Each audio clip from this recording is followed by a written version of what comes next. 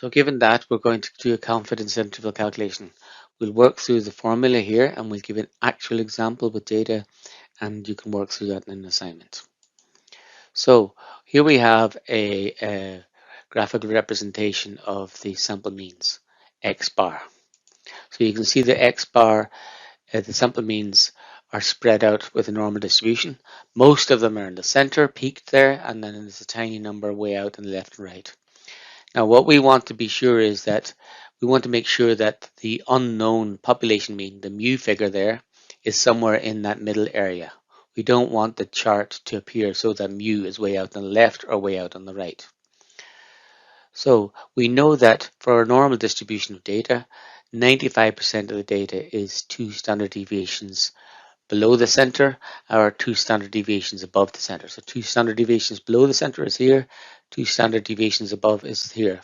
So we want to be sure, be able to say confidently, sample mean that we have calculated that the population mean is in that area. Now the area is, so we have a 95% confidence interval, which means that 95% of the data is in that central area. Now, because we've talked about 95% of the area, we have a small area that we don't want the data to be in, and that's the 5% on the outside. So 1 minus alpha gives us 0.95, so alpha is 0.5%, or sorry, is 5% or 0.05, and that's split into two. Half of the alpha is in the top right-hand side, 0.025, and the other half is in the bottom, 0.025. So we want to make sure that we can state that the population mean is somewhere in the middle. So we can specify that using formula,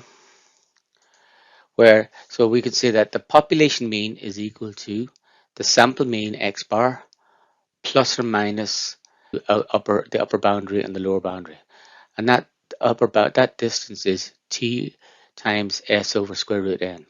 T is the t-score for degrees of freedom and alpha. So given an alpha of 0.05 and given the degrees of freedom, we can read T off a chart. So it's exactly like the z-score. So degrees of freedom is straightforward. It's the number of items in the sample minus 1. So if the sample is 50, degrees of freedom is 49. So given a degree of freedom of 49 and an alpha of 0.05, we can just read off a chart, the same as we did for z-scores. Then S is the sample standard deviation, which we can compute, and N is straightforwardly the sample size. So we know S samples SD, we know the sample size N, we know the sample mean X bar, and we can obtain T from a T table, the same as we obtained Z. And then we can fill out the formula and we can get our statement of where we think the population mean is. So let's take an example of that using some actual data.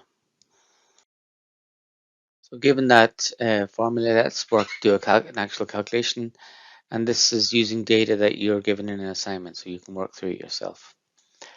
So we have restaurant data, prices in restaurants. In column A we have prices in city restaurants, and column B we have prices in suburban restaurants. So just looking at the city data in column A only, let's see what confidence limits are for the mean of the city price data.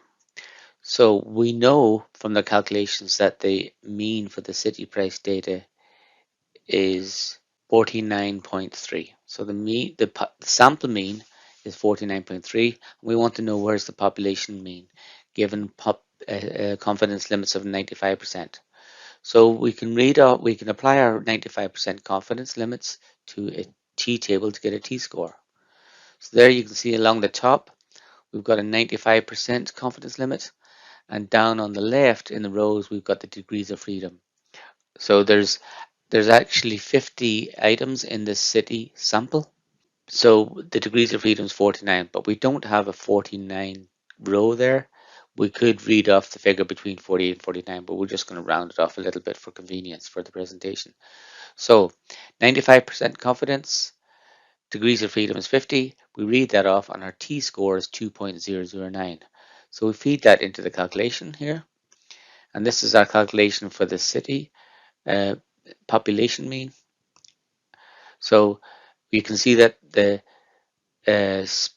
The sample mean is 49.3. The t-score is 2.0096.